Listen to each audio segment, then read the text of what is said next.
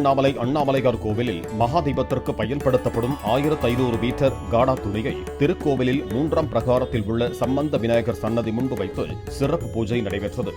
மகாதீபத்திற்காக பயன்படுத்தப்படும் தீப கொப்பரைக்கு சிறப்பு பூஜைகள் நடைபெற உள்ளன. இதன் பின்னர் கொப்பரை மற்றும் காடா துணி செவ்வாய்க்கிழமை அன்று மலை உச்சிக்கு கொண்டு செல்லப்பட இருக்கின்றன. இதனிடையே கார்த்திகை திருவிழாவின் 8ஆம் நாள் நிகழ்ச்சியாக சிவப்பு குதிரை வாகனத்தில் 4 மாட வீதிகளில் வலம் வரும் பக்தர்களுக்கு சந்திரசேகரர் காட்சியளித்தார். மகாரத தேரோட்டத்தில் தேரை இயக்கி நிலைக்கு கொண்டு வந்த பிரம்மதேவனுக்கு நன்றி செலுத்தும் விதமாக யாகம் மற்றும் தீபாராதனை நடைபெற்றது.